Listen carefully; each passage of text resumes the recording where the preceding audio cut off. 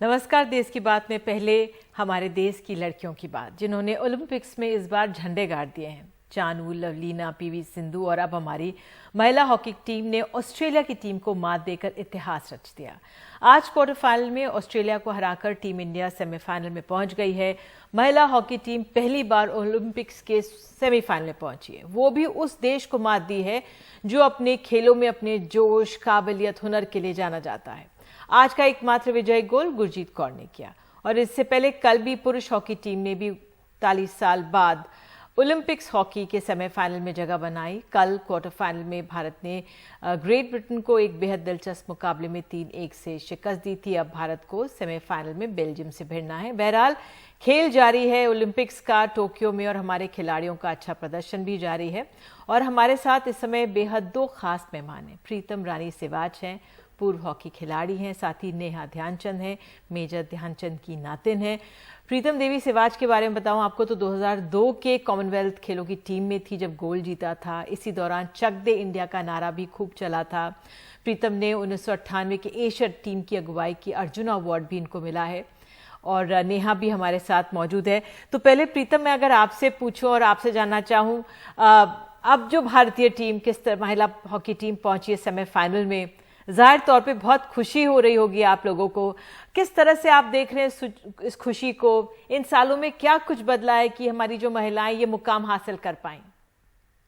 सबसे पहले मैं पूरे देश को बधाई देना चाहूंगी, क्योंकि आज का दिन हमारे लिए और कल का दिन भी बहुत लकी था और बहुत अच्छा लग रहा है हमारी हॉकी फैमिलीज को। इवन पूरे देश को ही अच्छा लग रहा है, क्योंकि बहुत दिन से हॉकी में सूखा पड़ा हुआ था, जो कि बहुत पहले की ही हम बात करते थे। वे ओलंपिक्स में पहले, बहुत पहले ध्यानचंद जी के टाइम में 7 साल तक हमने गोल्ड लिया, ये लिया। लेकिन ये बधाई के पात्र है हमारे मैन वीमेन दोनों हॉकी टीम ने जो किया, बहुत अच्छा किया।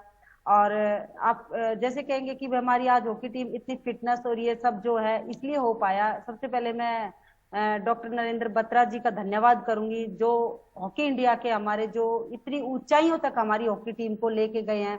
और हमारी हॉकी हरियाणा का धन्यवाद करना चाहूंगी कि हम लोगों को जो है इतना सपोर्ट और इतना कुछ मिला है। तो इसके एक आदमी का योगदान नहीं होता, पूरे देश का, पूरी स्पोर्ट्स फैमिली का, पूरी हॉकी ये मैं जानती हूँ, लेकिन आप नेहा भी हमारे साथ है। नेहा, क्या कुछ बदला है? अब आप लोग भी जब खेलते थे, टीम में उतरते थे, मेरे सहयोगी बिमल बता रहे थे आप लोगों का भी इतना दमखम हुआ करता था। बताइए, अब जो ये टीम ने हासिल किया है, क्या कुछ ऐसा बदला है जो ये हमारी महिलाएं ये हासिल कर पाएं? क्या सपोर्ट सिस्टम मजबूत हुआ है? जरा थोड़ा बताइए जी। सबसे पहले तो आप सबको बहुत बहुत बधाई और मेरी तरफ से तो बहुत सारी शुभकामनाएं प्रीतम दीदी को, क्योंकि इनके ग्राउंड की 3 लड़कियां ओलंपिक में भाग लिया है और देश को नाम रोशन करने में अहम भूमिका निभा रही है। नेहा गोयल और शर्मिला और निशा वारसी। तो मैंने तो देखिए मैडम, हर एक शताब्दी भी नहीं, मतलब हर 10 साल में टीम का गेम प्ले सब चीजें चेंज होती हैं। और जहां तक अभी टीम का सवाल है, तो टीम का फिटनेस लेवल बहुत अच्छा है। उस हिसाब से जब हम लोग 98 एशियन गेम्स खेले थे, उस टाइम पे फॉर्मेट था जो 11 प्लेयर थे, सबसे ज्यादा जिम्मेदारी 80% टीम में खेलने की जिम्मेदारी उन फर्स्ट 11 पे रहती थी। लेकिन अभी जो ये रोलिंग का है, जो चेंज, जो 2-2 मिनट का प्लेयर्स को चेंज मिलता है, उसमें इनको एक जो ब्रेक मिलता है और अपना एक फिटनेस लेवल जो वो शो कर सकती हैं प्लेयर को अप डाउन खेलने का, वो चीज होती है कि अब कोई पोजीशनिंग नहीं है ग्राउंड पे और प्लेयर पूरा अप डाउन खेल के टीम में हर एक जगह पे घूम के एक दूसरे को अपना टीम सपोर्ट कर रहे हैं। तो ये टीम गेम चेंज हुआ है, पहले से लड़कियों का फिटनेस लेवल बहुत अच्छा हुआ है। बिल्कुल, आप कह रहे हैं जो खेलने का एक तरीका ये बदला गया, अच्छा है। प्रीतम, आपकी अकेडमी की 3 लड़कियां हैं, नेहा गोयल का अभी जिक्र ही कर रही थी, क्या वहां से बताया जा रहा है, क्या बदला है? क्योंकि और एक बात जो मैं और ये भी समझना चाह रही थी, जो हमारी लड़कियां हैं अभी भी जब जीतती हैं तो बहुत तारीफ करते हैं, लेकिन अगर कोई लड़की अपने घर से निकलना चाहती है खेलने के लिए, तो पहले घर वाले, आसपास का समाज सवाल जरूर खड़े करता है। आप अकेडमी चला रही हैं, क्या आप देखती हैं लड़कियों को अभी भी क्या खुशी से भेजा जाता है खेलों की ट्रेनिंग के लिए? मैं 16 साल से सोनीपत हरियाणा के अंदर काम कर रही हूँ एकेडमी में। और जो कि आप जान सकते हो कि सोनीपत को थोड़ा बैकवर्ड एरिया से देखा जाता है कि लड़कियों को ज्यादा बाहर निकलना ये सब पसंद नहीं करते। जब मैं 2002 में गोल्ड लेके आई या 98 में जो एशियन गेम्स में हम मेडल लेके आए, उस टाइम हमारे साथ भी ये स्थिति आई थी कि ज्यादा अलाउ नहीं करते थे लड़कियों को खेलने का। लेकिन जिस दिन 2002 में हमारा गोल्ड आया, मेरा बेटा होने के बाद मैं खेली थी 2002 का, तो हमारा वहां पे गोल्ड आया था, तो उसी दिन मैंने सोच लिया था कि मैं थोड़ा हॉकी में बदलाव लेके आऊंगी अपने हरियाणा के अंदर और सोनीपत के अंदर लड़कियों की टीम में काम करूंगी। तो उसी जज्बे के साथ मैडम मैंने सोनीपत में काम किया और मेरे पास 150 लड़कियां मेरे पास डेली सुबह शाम ट्रेनिंग के लिए आती हैं। मेरे पास थोड़ी सी सुविधाओं का अभाव रहा है, मेरे पास नहीं था, लेकिन मेरा ये मानना है कि अगर जो खिलाड़ी जैसे नेहा, शर्मिला और ऋषा वारसी है, जिस जज्बे से इन्होंने मेहनत की है, तो सुविधाएं ना भी मिले तब भी वो लड़कियां वो अचीव कर लेती हैं। फिटनेस तो में क्या बदला है आपने? मैं आपसे जानना चाहूंगी, फिटनेस की बात नेहा ने भी की, तो फिटनेस में क्या और बदला है आपके समय से अब? मैडम अब जो है ना, स्पोर्ट्स में साइंस बहुत आ गई। जैसे हम देखते हैं कि भाई जैसे लड़कियों को देखती हैं, उनकी फिटनेस लेवल के लिए उनको वॉच लगती है, उस वॉच से आप ये देख सकते हैं कि भाई ये प्लेयर जो है कितना भाग रहा है, कितना नहीं भाग रहा, कितनी इसकी कैपेसिटी है। या आप देखेंगे तो लड़कियों की डाइट है या साइकोलॉजिस्ट है, ये बहुत सारी चीजें जो जुड़ी हैं, जो कि हमारे टाइम में इतनी ज्यादा नहीं थी। और आप मानेंगे अब सेट पीसेस पे गेम आ गया, वीडियो एनालाइज आ गया, बहुत सारी चीजें ऐसी आ गई जो हमारे टाइम पे नहीं थी, जिससे हमारी गेम में बहुत बदलाव आया, बहुत ज्यादा बदलाव। और जैसे कि नेहा ने बताया, पैचेज में गेम होता, 15-15 मिनट के क्वार्टर में गेम होता, तो 2-2 मिनट का जो ब्रेक मिलता है, इससे हमारी टीम पे बहुत बेनिफिट हुआ और जिससे कि आपके सामने रिजल्ट भी है। बिल्कुल बिल्कुल। नेहा, मैं आपसे समझना चाहूंगी कि इस बार जो बजट है, खेल बजट, उस पर कम किया गया है, 250 करोड़ की कटौती कर दी गई है, और मगर हमें उम्मीद अपने खिलाड़ियों से ही होती है मेडल की, है ना, कि आप ही लोग हैं, जब मैदान में जाते हैं तब आप ही लोगों से उम्मीद होती है कि बस आप क्या ले आए हमारे लिए। तो क्या और सुधर सकता है, या क्या सुझाव आप दे सकती हैं सरकार को, जिससे कि हमारे खिलाड़ी और बेहतर प्रदर्शन करें, वो भी कंसिस्टेंट प्रदर्शन कर सकें? मैम, सुविधा की जरूरत तो देखिए हमेशा ही खिलाड़ियों को पड़ती है, कभी वो बोलते नहीं है, क्योंकि हॉकी जो शुरू से माना गया है एक मिडिल क्लास गेम की नजर से देखा गया है, कहने को हमारा नेशनल गेम है। अब जैसी जो सुविधाएं वो पहले प्लेयर्स को नहीं होती थी, प्लेयर्स तब भी मेहनत करते थे, प्लेयर्स सब भी मेहनत करते थे, क्योंकि प्लेयर्स को कभी बजट से लेना देना नहीं रहा है, उनका काम सिर्फ ग्राउंड पे खेलने का था। लेकिन जैसे जैसे इंडिया में एक प्रैक्टिकली गेम को एक सब्जेक्ट के तौर पे लिया जा रहा है, उस हिसाब से जैसे हमारे देश में और गेमों को और प्लेयरों को एक सुविधा मिलती है, एक मीडिया भी बहुत सपोर्ट करता है, तो वो चीज हॉकी प्लेयर्स भी डिजर्व करते हैं। अब तो बहुत जरूरी है उनको भी ये सब चीजें मिलना। प्रीतम, मैं आपसे जानना चाहूंगी, हमारे ग्रामीण परिवेश से कितनी लड़कियां निकल कर आ रही हैं? क्या उनमें इजाफा हुआ है या कमी हुई है? क्योंकि कोरोना के दौर से भी हम निकले हैं, क्योंकि हमने चानू की घर की तस्वीरें देखी, हमने वहां से लवलीना के तस्वीरें देखी, हम अपने यहाँ पे लड़कियों को भी देखते हैं। सब ऐसे परिवारों से आती हैं जहाँ पे ऐसा लगता है ज्यादा मूलभूत सुविधाएं नहीं होंगी, लेकिन फिर भी वो जज्बे में लड़ती हैं और इस तरह से वो मेडल लेकर आती हैं।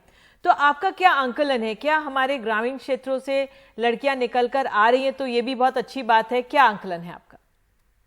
मैडम, ग्रामीण क्षेत्र में टैलेंट बहुत होता है, क्योंकि उन्होंने बचपन से हार्ड वर्क किया होता, बहुत उनको सुविधाएं नहीं मिली होती घर में। जैसे लोगों को देखते हैं आप, एसी होते हैं या पंखे लाइट्स होती हैं, जो गांव एरिया में अब तो चलो फिर भी थोड़ा थोड़ा आ गई, लेकिन अभी भी जैसे मेरे पास भी बहुत सारी लड़कियां ऐसी है जिनके घर में शायद पंखा भी नहीं होगा, और वो लड़की आके मेहनत करती है। तो मेरा ऐसा मानना है कि सुविधाएं तो बहुत बड़ी हैं, तो थोड़ा सा रिक्वेस्ट करती हूँ कि हमारे ग्रामीण क्षेत्र में और जो बिल्कुल ग्रास रूट पे जो काम हो रहा, उनमें सुविधाएं बढ़ा देंगे तो टैलेंट हमारा और उभर के आएगा। तो उन्होंने हमेशा संघर्ष ही किया होता है, जो नीचे लेवल पे बच्चे होते हैं। बिल्कुल, आप दोनों जुड़े और इतनी बातें कही हैं, बहुत बहुत धन्यवाद। उम्मीद यही करते हैं कि इससे और बेहतर हो, जो इंफ्रास्ट्रक्चर हम अपने खिलाड़ियों को देते हैं, सुविधाएं अपने खिलाड़ियों को देते हैं, कटौती बजट पे ना करें। अब तो बजट बढ़ाने की और बात आ गई है सामने। बहुत बहुत धन्यवाद, आप दोनों जुड़े। और जी, अब देश की बात में आगे बढ़ते हैं और बात कर लेते हैं अपने बच्चों की, अपने बच्चों की, जो हमारे देश का भविष्य है, उनकी शिक्षा की। तो एक उत्तर प्रदेश से खबर है, उत्तर प्रदेश सरकार 15 अगस्त के बाद आंशिक तौर पर स्कूल खोलने जा रही है, लेकिन बच्चों की पढ़ाई काफ़ी पीछे छूट गई है। खासकर ग्रामीण इलाकों के सरकारी स्कूलों में पढ़ने वाले छोटे बच्चों की कई जगह शिक्षक और अभिभावक दोनों महसूस कर रहे हैं कि बच्चे निरक्षर रह गए हैं। आलोक पांडे, प्रभात कुमार और विनीत कुमार की रिपोर्ट। कोविड की वजह से पिछले 16 महीने यूपी के स्कूल मोटे तौर पर बंद रहे। नतीजा ये है कि दूर दराज के सरकारी स्कूलों की जूनियर क्लास के बच्चे जैसे पढ़ना लिखना भूल गए हैं। पढ़ो कुछ भी। चमन रह है ताज ताज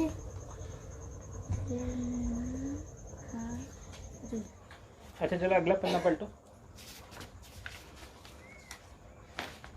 और आगे पलटो। ये गांधी जी पे आओ, ये पढ़ दो।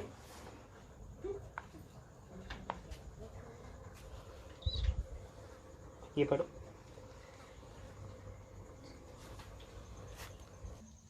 बारह साल के अमित कुमार एक मजदूर के बेटे हैं। 8 भाई बहनों में एक। हाल ही में उनको 5वीं से 6ठी में प्रमोट किया गया। वो बहराइच के अकबरपुर खुर्द गांव के सरकारी स्कूल में पढ़ते हैं, लेकिन अपनी 5वीं की किताब से कुछ पढ़ नहीं पाए। यही हाल गणित का भी है। 9 का लिख के दिखाओ।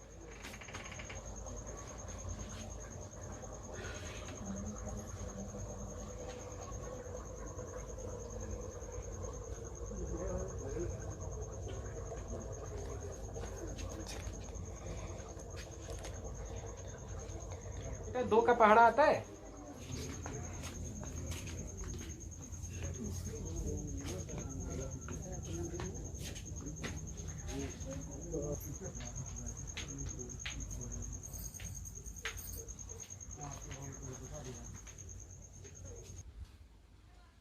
अमित की झोपड़ी के ठीक बगल में प्राइमरी स्कूल है। निशा भारती और दीक्षा गुप्ता यहाँ असिस्टेंट टीचर्स हैं। रोज स्कूल आती हैं, लेकिन कोविड की पाबंदियों की वजह से पढ़ा नहीं सकती। कहती हैं कि सरकार ने वैकल्पिक इंतजाम तो किए हैं, जैसे व्हाट्सएप पर ई पाठशाला, यूट्यूब क्लास भी है और दूरदर्शन पर ट्यूटोरियल्स भी, लेकिन इस तरह के गांव तक उनकी पहुंच नहीं है। 53 छात्रों में से बस 6 के परिवार वालों के पास स्मार्टफोन है। बस एक ही घर में टीवी है। सबसे बड़ी चुनौती तो ये है कि यहाँ पे बच्चों के पास फ़ोन बहुत कम है। फ़ोन है भी तो उनके फ़ोन में रिचार्ज नहीं होता, क्योंकि उनके पास इतने पैसे नहीं है कि वो इतना महंगा रिचार्ज करवा पाएँ। और दूसरी चीज़ ये है कि जैसे हम लोग बच्चों को सामने से पढ़ाते थे, तो हमारे स्कूल में छोटे छोटे बच्चे आते हैं 1 to 5, जिन्हें सामने से गा के पढ़ा के कैसे भी करके उन्हें छोटा आ बताना, ये एक बहुत बड़ी बात होती है। उनसे बोर्ड पे लिखवाना, क्लास 1 का बच्चा अगर छोटा आ लिखने लगे तो ये बहुत बड़ी बात हो जाती है। अब वो बच्चे को हम लोग ऑनलाइन कंटेंट भेज रहे हैं, कभी कभी वो उनके स्तर का नहीं भी होता है, लेकिन अब हमारा काम है तो हम लोग अपना पूरा काम कर रहे हैं। सबसे बड़ी चुनौती सिर्फ यही है कि बच्चों को जितना हम लोग चाहते हैं वो आ ही नहीं सकता जब तक वो बच्चे स्कूल नहीं आए। 5 किलोमीटर दूर कहारनपुरवा बदौली गांव में यही कहानी है। 12 साल की सीमा कुमारी 6ठी में तो पहुंच गई, लेकिन 4थी की किताब से पढ़ नहीं सकती। ये पढ़ दो। काया काया कंके गंगा या में हा ला नंतले में का कंके केसी। ये आने वाले दौर में इसका बहुत ही भयावह स्थिति हो जाएगी। ये इन बच्चों का फ्यूचर खराब हो जाएगा। किस तरह से खराब होगा? जब ये पढ़ाई नहीं कर पाएंगे, इनकी बुनियाद ही कमज़ोर रहेगी, आगे ABCD नहीं इनको मालूम है, छोटा बड़ा नहीं मालूम है, पढ़ा नहीं मालूम है, तो आगे ये बच्चे क्या तरक्की करेंगे। अब ये एक विषम परिस्थिति है, लेकिन उस विषम परिस्थिति को देखते हुए सरकार को इन बच्चों का फ्यूचर भी देखना चाहिए और स्कूल खोले जाएं और इनकी पढ़ाई अति आवश्यक है। यहाँ से 450 किलोमीटर दूर सोनभद्र जिले की कहानी भी अलग नहीं है। अंकुर गौड़ 5वीं में है और उनकी बहन लक्ष्मी 3री में। उनके माँ बाप छोटे किसान हैं जो स्मार्टफोन या टीवी का खर्च नहीं उठा सकते। जो बच्चे पहले किताब पढ़ लेते थे, गुणा भाग आसानी से कर लेते थे, कहीं ना कहीं उनकी पढ़ाई में गिरावट आई, तो ये एक चैलेंज सा हो गया है हमारे लिए। तो ऑनलाइन आप लोग मोबाइल से बच्चों को नहीं पढ़ा रहे हैं क्या? बिल्कुल सर, हम लोगों ने ऑनलाइन जो है व्हाट्सएप ग्रुप भी बनाया हुआ है। ई पाठशाला के माध्यम से भी हम लोग गांव में जाते हैं और ये बताने का प्रयास करते हैं कि कम से कम टीवी पर ही देखकर वो सीखें। पर एंड्रॉयड मोबाइल की कमी की वजह से, चूँकि ये बहुत ही इंटीरियर इलाका है, यहाँ के पेरेंट्स के पास एंड्रॉयड मोबाइल अवेलेबल नहीं है। 2-4 के पास है तो नेट पैक नहीं रहता है, पेरेंट्स लेकर चले जाते हैं, तो बच्चे इस तरह तो नहीं पढ़ पा रहे। हम गांव में भी गए और ये बात भी जो है हमने जो है उनसे कहा कि कम से कम टीवी के माध्यम से देखें। आजकल ई पाठशाला का जो है आयोजन हो रहा है, लेकिन यहाँ लाइट की समस्या रहती है, लाइट नहीं रहती है। यूपी में करीब 2 करोड़ स्कूली बच्चे पहली से 8वीं कक्षा तक 1.5 लाख सरकारी स्कूलों में पढ़ते हैं। सरकार ने 15 अगस्त से ऊंची कक्षाओं को शुरू करने का ऐलान किया है, लेकिन ये साफ नहीं है कि प्राथमिक स्कूल कब खुलेंगे। जब यूपी के स्कूल्स के ये ताले खुल जाएंगे, तब यही उम्मीद हम सब करेंगे कि जो स्टूडेंट्स और टीचर्स दोनों हैं, उनको इन क्लास में बैठने का मौका मिले और काफ़ी दिन तक ये स्कूल चल पाएँ, जिससे कि जो शिक्षा में गैप्स हुए हैं पिछले 2 साल में, वो भरे जा सकें। सोनभद्र में प्रभात कुमार, बहराइच में सलीम सिद्दीकी और कैमरा पर्सन विनीत वर्मा के साथ आलोक पांडे, एनडीटीवी इंडिया। तो कई राज्यों में स्कूल धीरे धीरे खुल रहे हैं। हरियाणा, पंजाब, छत्तीसगढ़ में इनको नियमों के साथ खोला जा रहा है। अब दिल्ली के शिक्षा मंत्री ने भी कहा है कि हमने स्कूल्स खोलने के बारे में अभिभावकों से सुझाव मांगे। 30 से 35 हज़ार सुझाव आए हैं। ऐसा लग रहा है कि बहुत सारे लोग चाहते हैं कि इसे खोला जाए, लेकिन बहुत से ऐसे जो उसके पक्ष में नहीं है खोलने के। तो दिल्ली सरकार बाद में आंकलन के बाद फैसला लेगी। शरद शर्मा और जानकारी दे रहे हैं। आपको एक ईमेल आईडी दे रहा हूँ। क्या दिल्ली में स्कूल खुलेंगे? देश के कई राज्यों में स्कूल खोले जा चुके हैं, जैसे पंजाब, छत्तीसगढ़, हरियाणा। लेकिन दिल्ली में पिछले साल जब कोरोना आया ही था, मार्च 2020, तभी से स्कूल लगातार बंद चल रहे हैं। हालांकि इस साल जनवरी में एक्सपेरिमेंट के तौर पर 10वीं और 12वीं के लिए स्कूल खोले गए थे और 9वीं और 11वीं क्लास के लिए भी कहा गया था कि अगर छात्रों को अपने टीचर से कुछ डिस्कस करना है तो वो अपने पेरेंट्स की अनुमति के बाद स्कूल आ सकते हैं। लेकिन ये केवल एक्सपेरिमेंट ही था और उसके बाद दिल्ली में भी कोरोना बहुत बढ़ गया, दूसरी लहर आ गई और स्कूल पूरी तरह से बंद कर दिए गए। अब जब कोरोना नीचे आ गया है तो देश के कई राज्यों ने स्कूल खोले हैं, तो दिल्ली सरकार ने भी इस पर फैसला लेना है। तो इसीलिए दिल्ली के उप मुख्यमंत्री मनीष सिसोदिया ने 28 जुलाई बुधवार को प्रेस कॉन्फ्रेंस करके सबकी राय मांगी, दिल्ली वालों की राय मांगी और उसमें पूछा था कि क्या स्कूल खोले जाने चाहिए और अगर खोले जाने चाहिए तो क्या तरीका उनका होना चाहिए। तो जो अभी तक खबर हमारे पास है वो ये है कि 24 घंटे के भीतर करीब 22,000 लोगों ने अपना फीडबैक दिया और उसमें ज़्यादातर लोग ये चाह रहे थे कि हाँ, दिल्ली के अंदर स्कूल खोले जाने चाहिए। तो अब दिल्ली सरकार को इस पर फैसला करना है। दिल्ली सरकार पर निगाहें लगी हुई हैं। ये बताना ज़रूरी है कि लोग जो ये चाह रहे हैं कि स्कूल खोले जाने चाहिए, उसके कारण ये तो है ही कि स्कूल बहुत लंबे समय से बंद हैं।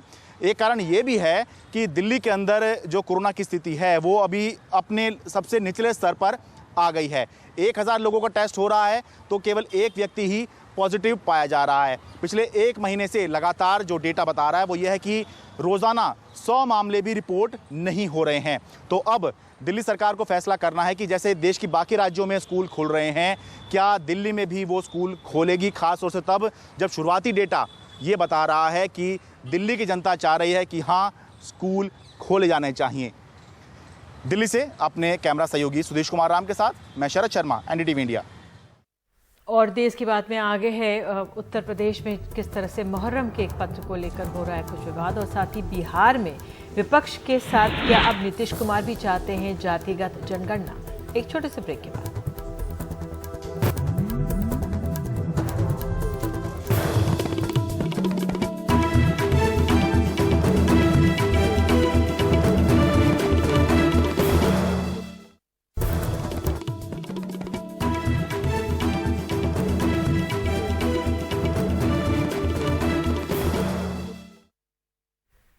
मुहर्रम के लिए उत्तर प्रदेश के डीजीपी की एडवाइजरी पर विवाद हो गया है। शिया धर्म गुरुओं ने कहा है कि एडवाइजरी में उन्हें विलन की तरह पेश किया गया है। इसमें लिखा है कि मुहर्रम में शिया सुन्नी वर्ग के खलीफाओं के लिए तबररा पढ़ते हैं, यानी अभद्र भाषा का इस्तेमाल करते हैं, जबकि पिछले 40 सालों से लखनऊ में ऐसी कोई घटना नहीं हुई।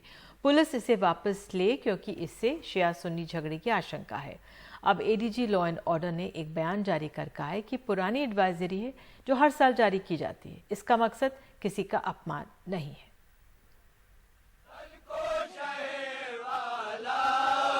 करबला में इमाम हुसैन और उनके साथियों की शहादत की याद में मुसलमान पूरी दुनिया में मुहर्रम में गम मनाते हैं। इस मौके पे यहाँ काफ़ी पहले हिंसा भी हो चुकी है, इसलिए मुहर्रम से पहले पुलिस की एडवाइजरी जारी होती है। इस बार कोविड की वजह से मुहर्रम के जुलूसों पे रोक है।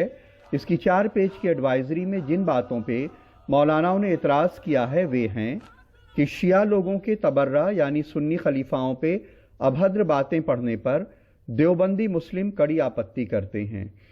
शिया वर्ग के असामाजिक तत्व पतंगों और आवारा जानवरों पे तबर्रा लिख देते हैं।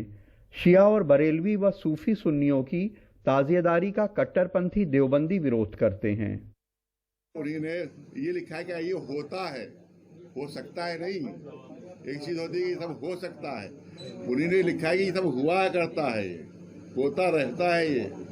तो ये सब झूठा इल्जाम होता है। पहले ये लिखा है कि तबर्रा पढ़ा जाता है जुलूसों में, पढ़ा जाता है, आशंका नहीं है बल्कि पढ़ा जाता है। लखनऊ में मुहर्रम के जुलूसों में हुई हिंसा के बाद 1977 में जुलूसों पर रोक लग गई थी। 20 साल बाद 1998 में 3 पक्षीय समझौते के बाद फिर जुलूस शुरू हुए। पिछले 23 साल से मुहर्रम के जुलूसों में कोई झगड़ा नहीं हुआ है। इसलिए मौलाना कह रहे हैं कि 43 साल पहले के बवाल का जिक्र इस एडवाइजरी में क्यों किया जा रहा है। मैं तो कहता हूं कि ये ड्राफ्ट करवाने वाला जो है वो खुद चाहता है कि अमन व अमान खराब किया जाए। आज 40 साल बाद उन तमाम चीजों को इस तरीके से लिखकर और फिर आम किया जा रहा है, यानी लोगों को मुतवज्जे किया जा रहा है।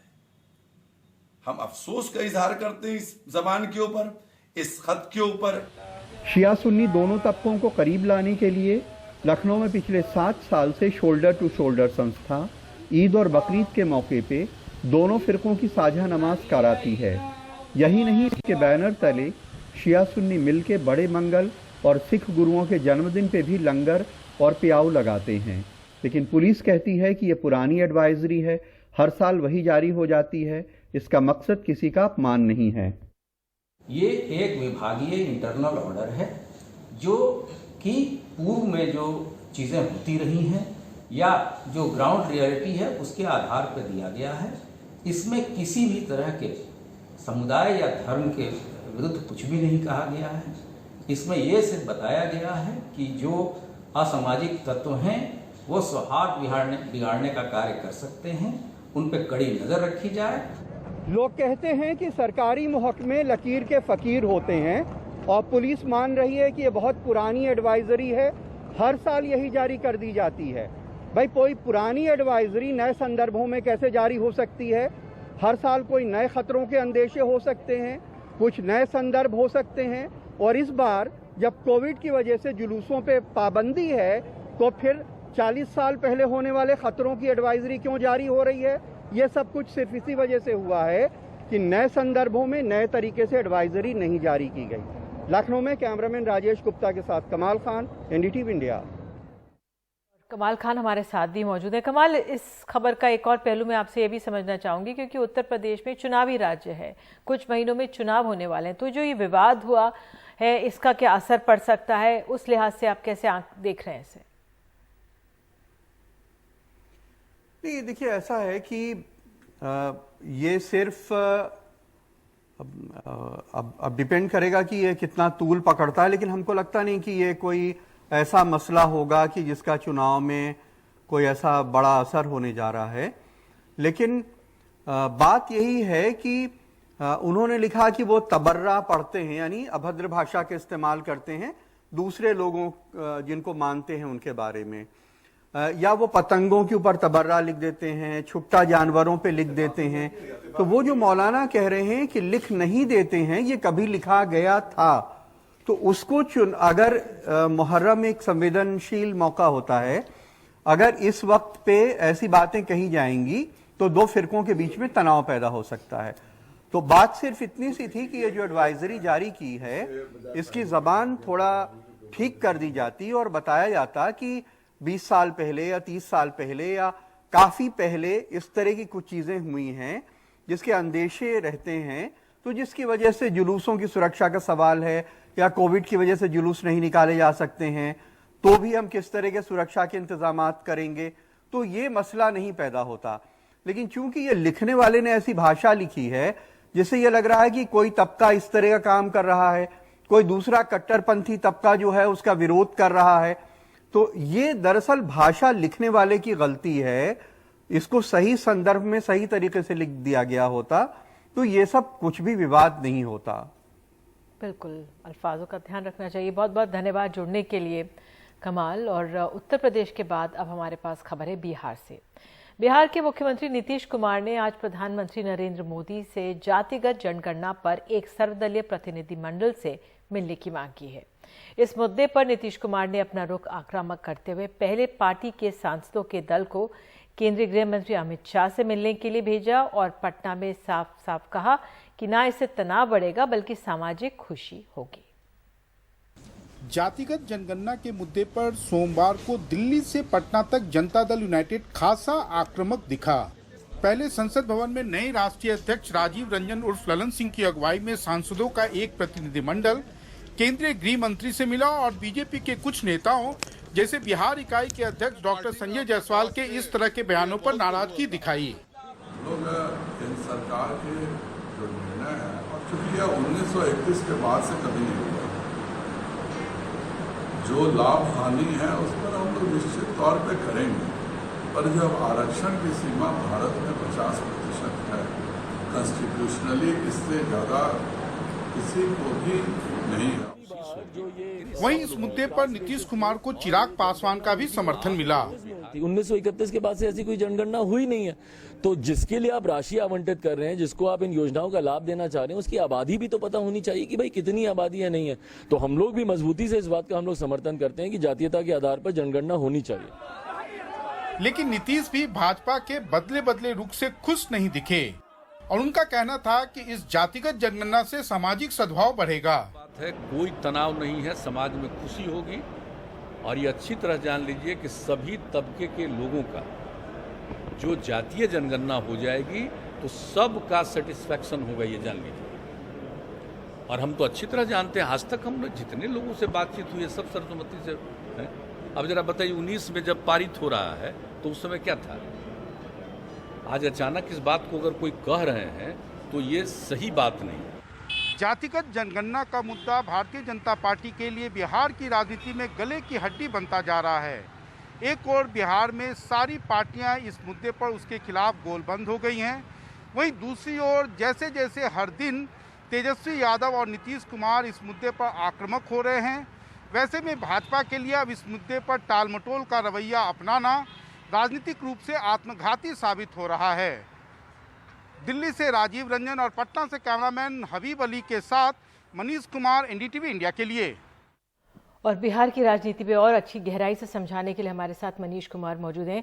मनीष, मैं आपसे समझना चाहूंगी, जो नीतीश कुमार का रुख है, भले ही जातिगत जनगणना हो या आज उन्होंने पेगासस मामले पर भी एक तरह से विपक्ष के साथ खड़े होकर जांच की मांग की है, किस तरह से आप देख रहे हैं बिहार की राजनीति में नीतीश कुमार का क्या रुख बदल रहा है? देखिए, नीतीश कुमार का रुख बदल रहा है, इसमें कोई शक नहीं है। वो कहीं ना कहीं जो केंद्र सरकार के विवादास्पद मुद्दे हैं और खासकर पेगासस जैसे मामले, पेगासस मामले पर कहीं ना कहीं नीतीश कुमार को इस बात का अंदाजा है कि जो चुनावी रणनीतिकार प्रशांत किशोर का जो फोन था वो करीब 3 सालों तक हैक किया गया था। तो 3 सालों में कुछ ऐसी करीब 1.5 साल का समय ऐसा था कि वो उनके पार्टी के राष्ट्रीय उपाध्यक्ष थे, उस समय उनकी बातचीत होती थी और उनको लगता है कि कहीं ना कहीं उनके फ़ोन को भी उसी माध्यम से हैक किया गया है। इसलिए वहाँ पर उस मुद्दे पर जो है वो बीजेपी के साथ खड़ा नहीं दिखना चाहते हैं। जहाँ तक जातिगत जनगणना का सवाल है, निश्चित रूप से बिहार में जो मंडल की ताकतें हैं जिसमें नीतीश कुमार प्रमुख हैं, क्योंकि वो करीब 16 वर्षों से बिहार के मुख्यमंत्री इसी मंडल की राजनीति के कारण बने हुए हैं, तो उन्हें लगता है कि तेजस्वी यादव कहीं ना कहीं इस मुद्दे पर ज़्यादा आक्रामक होकर एक तरह से सब कुछ क्रेडिट बटोर रहे थे।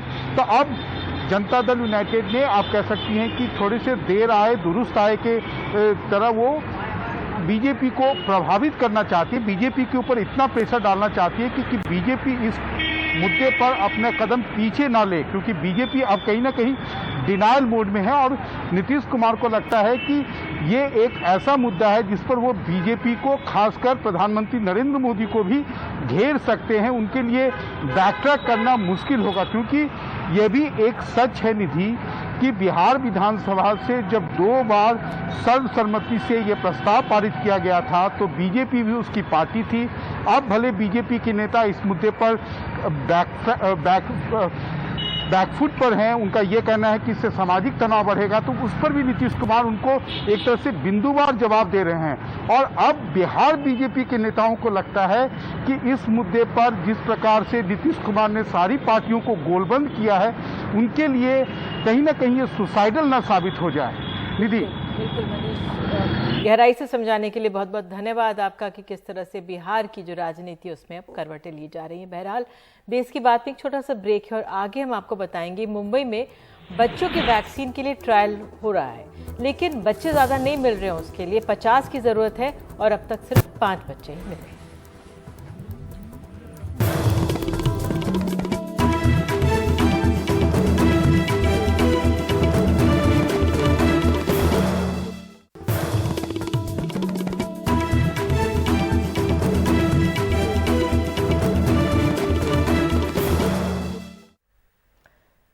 तीसरी लहर के प्रकोप से पहले बच्चों की वैक्सीन तैयार भी हो जाए, इसलिए बच्चों पर वैक्सीन की क्लिनिकल ट्रायल जारी है। पर मुंबई के अस्पतालों में ट्रायल के लिए बच्चे नहीं मिल रहे। जहां 50 बच्चों की जरूरत है, वहां सिर्फ 5 बच्चों को ही अब तक वैक्सीन की पहली डोज लग सकी है। तीसरी लहर बच्चों पर ज्यादा असर न डाले, इसलिए वैक्सीन का क्लिनिकल ट्रायल बच्चों पर भी जारी है। लेकिन मुंबई में ऐसे ही ट्रायल में बाधा आ रही है, क्योंकि इसके लिए बच्चे नहीं मिल रहे। मुंबई में बीएमसी के बड़े अस्पतालों में शामिल नायर हॉस्पिटल में 13 जुलाई से 12 से 17 आयु वर्ग के लिए जाइडस कैडिला की जाइकोव डी वैक्सीन का क्लिनिकल ट्रायल शुरू हुआ। ट्रायल के लिए 50 बच्चों की जरूरत है, पर अब तक 5 बच्चों ने ही रजिस्ट्रेशन करवाकर वैक्सीन की पहली डोज ली है। वॉलंटियर्स को इस वैक्सीन की कुल 3 खुराक 4 हफ्तों के अंतराल में दी जानी है। अहमदाबाद स्थित फार्मा कंपनी जाइडस कैडिला की जाइकोव डी पहली डीएनए बेस्ड वैक्सीन है। ये कोवैक्सीन के बाद दूसरा स्वदेशी टीका है। नायर अस्पताल मुंबई का पहला अस्पताल बना जिसने बच्चों के बीच इस वैक्सीन का क्लिनिकल परीक्षण शुरू किया। प्रोटोकॉल के मुताबिक ट्रायल के लिए लिखित सहमति के साथ साथ बच्चों के माता पिता की ऑडियो विजुअल सहमति भी जरूरी है। माता पिता को जागरूक करने के इरादे से अस्पताल ने 2 हेल्पलाइन नंबर 022-230-27205 और 230-27204 शुरू किए हैं। जो माता पिता अपने बच्चों को परीक्षण में नामांकित करना चाहते हैं, वो इन नंबरों पर कॉल करके अपनी शंकाओं को दूर कर सकते हैं। ड्यू टू स्केप्टिज्म, संदेह और जागरूकता की कमी के कारण माता पिता बच्चों के ट्रायल के बारे में पूछताछ तो कर रहे हैं, लेकिन बच्चों को लाने से डर रहे हैं। हमें अभी तक केवल 5 बच्चे मिले हैं जिन्होंने वैक्सीन का पहला शॉट लिया है। माता पिता को जाइकोव डी के परीक्षण के लिए आगे आना चाहिए। जब तक परीक्षण पूरा नहीं हो जाता, टीकाकरण बच्चों के लिए शुरू नहीं हो पाएगा। The authorities cannot roll it out for children. कोई स्टडीज नहीं हुआ है, उसको बच्चे लोग के ऊपर कैसे दे सकते हैं? ऑलरेडी डरा रहे हैं, बच्चे लोग के ऊपर तीसरा लहर आएगा।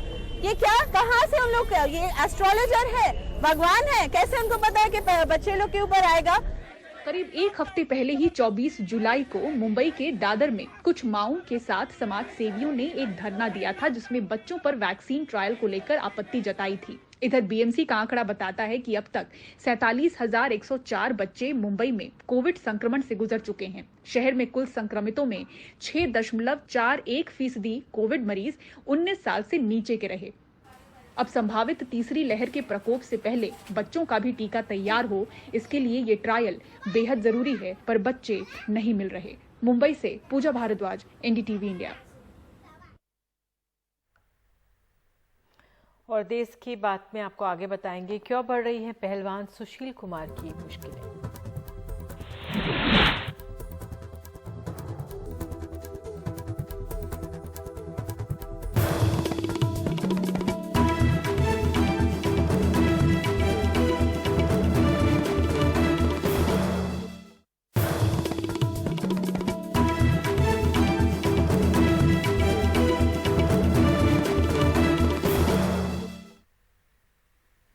दिल्ली पुलिस की क्राइम ब्रांच ने पहलवान सागर धनखड़ हत्याकांड में ओलंपिक पदक विजेता सुशील कुमार और उनके साथियों के खिलाफ अदालत में चार्जशीट पेश कर दी। जेल में बंद सुशील कुमार की मुश्किलें और बढ़ जाएंगी। चार्जशीट पर संज्ञान लेते ही अदालत में इस मामले पर सुनवाई शुरू हो जाएगी। दिल्ली के शकरपुर में अपने दफ्तर से क्राइम ब्रांच की टीम चार्जशीट का ये पुलिंदा लेकर रोहिणी कोर्ट पहुंची। पहलवान सागर धनखड़ हत्याकांड में ओलंपिक पदक विजेता सुशील पहलवान समेत उसके 20 साथियों के खिलाफ हत्या की कोशिश, किडनैपिंग, आपराधिक साजिश और आर्म्स एक्ट समेत आईपीसी की 18 धाराओं में 1100 पेज का आरोप पत्र दाखिल किया।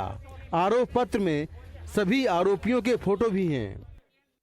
सागर धनखड़ की हत्या इसी साल 4-5 मई की रात दिल्ली के छत्रसाल स्टेडियम में कर दी गई।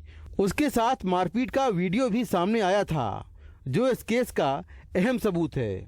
हत्या की वजह सुशील कुमार की पत्नी के फ्लैट का विवाद था, जिसमें सागर धनखड़ रहता था। इसके अलावा सुशील पहलवान इसलिए सागर से बेहद नाराज था क्योंकि सुशील पहलवान के खेमे के जूनियर पहलवान सागर पहलवान के खेमे में चले गए थे। जांच में खुलासा हुआ कि कैसे सुशील पहलवान अपने साथियों के साथ विवादित जमीन की सौदेबाजी, कब्जे और उगाही के रैकेट से जुड़ा हुआ था। सागर और सुशील पहलवानों के ये 2 खेमे गैंगस्टर काला जठेड़ी और नीरज बवानिया से जुड़े थे। पुलिस ने इस केस में 50 से ज्यादा गवाह बनाए हैं। सबूतों के तौर पर मारपीट की घटना जिस मोबाइल फोन में कैद हुई, उसकी forensic report, CCTV footage, Chhatrasal stadium में मौजूद लोगों के बयान और आरोपियों के कॉल रिकॉर्ड शामिल हैं। सागर की मौत की वजह किसी भारी चीज से हमला करने और गहरी चोटें बताई गई है। अब इस मामले में 5 आरोपियों की तलाश जारी है। इस मामले में दिल्ली पुलिस ने 90 दिन के अंदर यानी कि तय समय सीमा में चार्जशीट पेश कर दी है। अब देखना होगा कि पुलिस कोर्ट में किस तरह के सबूत पेश कर पाती है, जिससे चार्जशीट में किए गए दावे पुख्ता हो पाएं। नई दिल्ली से मुकेश सिंह, एनडीटीवी इंडिया।